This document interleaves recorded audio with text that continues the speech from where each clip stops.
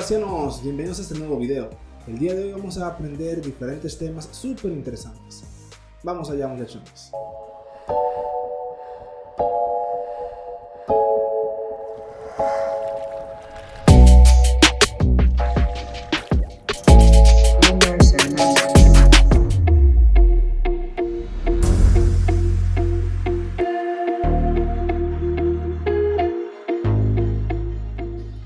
Ahora vamos a ver algo que ya ustedes se están familiarizando con eso, que son las ecuaciones diferenciales lineales, pero de primer orden.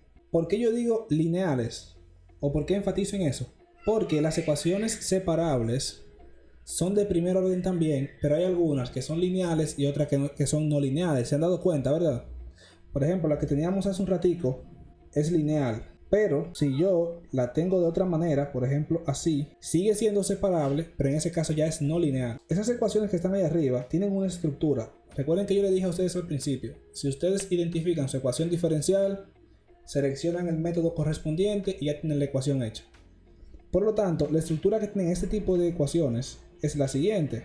Las ecuaciones diferenciales, casi todos los métodos que ustedes van a ver, se parten desde el principio de que el término este que acompaña la derivada de orden superior, o sea, la que tiene el mayor orden, en este caso es orden 1, esta, es igual a la unidad.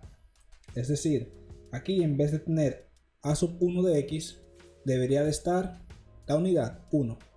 Como no es el caso, ¿qué es lo que deberíamos de hacer? Dividir la ecuación diferencial completa entre ese a sub 1 de x. Tenga en cuenta que cuando usted busca la estructura de las ecuaciones diferenciales lineales, le dice que ese término tiene que ser diferente de 0, por eso es que podemos dividir entre ellas. Entonces, si dividimos la ecuación completa entre ese término, entonces en los libros, ese a sub 0 entre a sub 1 lo ponen o se conoce como p de x, ¿lo han visto? Y ese que está aquí como q de x. Y las ecuaciones lineales se las presentan de la siguiente manera.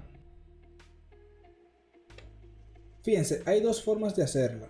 La primera es utilizando un factor integrante, que un factor integrante es una función que lo que hace es facilitarte reescribir la ecuación diferencial. Y hay otro método que es utilizando variación de parámetros. El factor integrante en los libros le llaman mu de x. Y el objetivo que tiene este factor integrante con esta ecuación diferencial es que el miembro izquierdo de la ecuación diferencial se vuelva la derivada de un producto. ¿Para qué? Para reescribir esa ecuación completa como una ecuación separable y entonces resolverla más fácil. Ahora, ¿cómo hacemos eso? Sencillo, lo primero es multiplicar el factor integrante por ambos miembros de la igualdad, tanto el lado izquierdo como en el lado derecho. Si hacemos eso, nos quedaría la siguiente expresión. ¿Qué le haría falta al miembro izquierdo para que parezca la derivada de un producto? Específicamente del producto del factor integrante por la solución. Recuérdense que esto sería la primera por la derivada de la segunda más la segunda por la derivada de la primera, ¿cierto? Entonces, en la expresión que tenemos aquí arriba, ¿qué nos haría falta para poder igualar ese miembro con lo que tenemos aquí abajo? ¿En qué difieren? Difieren, señores, en que aquí tenemos un producto de dos funciones y aquí tenemos la derivada del factor integrante. Entonces, ¿cuál es el objetivo? El objetivo es hacer que ese producto que está ahí sea la derivada del factor integrante. Entonces, ¿cómo conseguimos eso?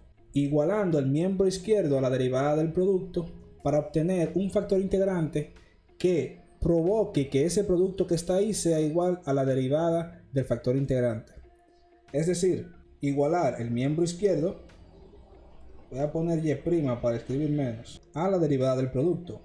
Entonces, como dice un maestro por ahí, con los ojos de la cara, los ojos del alma y cualquier otro ojo que usted tenga que pueda ver, esta parte que está aquí y estas son iguales, por lo tanto se puede cancelar.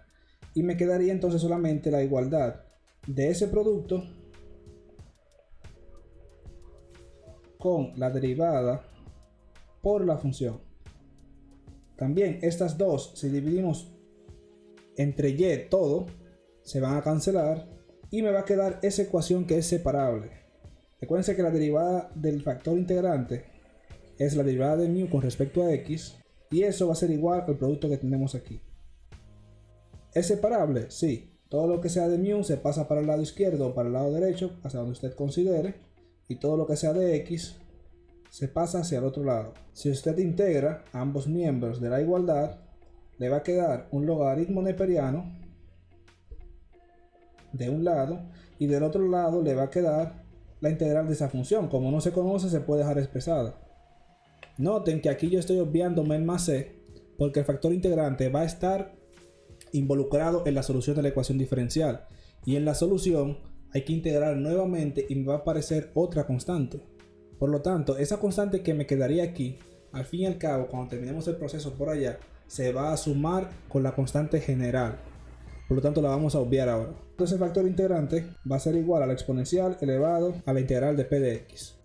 Ahora bien, ya que tenemos a qué equivale el factor integrante, y al multiplicar ese factor integrante por la ecuación diferencial, que es lo que tenemos aquí, todo el miembro izquierdo, todo eso que está ahí, se me va a volver la derivada del producto de mu por y, lo que significa entonces que esa derivada va a ser igual a mu por q de x, que el q de x es la función que teníamos al inicio entre a sub 1.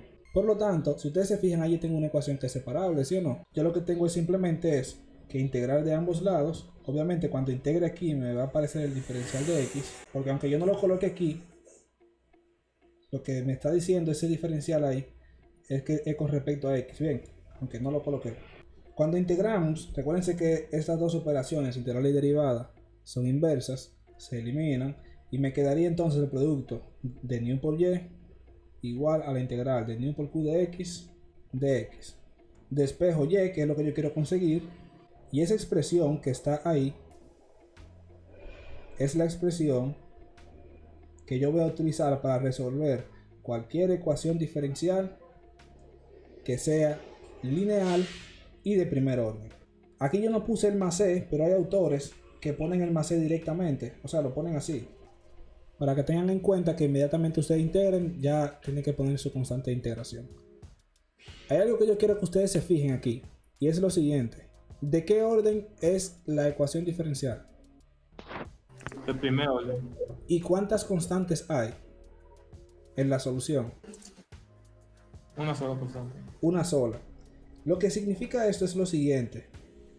Si su ecuación diferencial es de orden 1, su solución va a ser uniparamétrica, o sea, un solo parámetro. Si la ecuación diferencial es de orden 3, va a tener 3 parámetros. Si es de orden 5, 5 parámetros. En pocas palabras, si su ecuación diferencial es de orden n, va a tener n parámetros. Entonces, para salir de esto, vamos a hacer un pequeño ejemplo. Tenemos esa ecuación diferencial. Bien, ahora, lo primero que debo de preguntarme, ¿cómo es?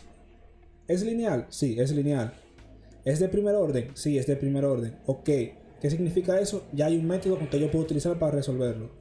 Ahora, antes de aplicar el método, ¿qué debo de preguntarme? ¿La ecuación diferencial es mónica o no es mónica?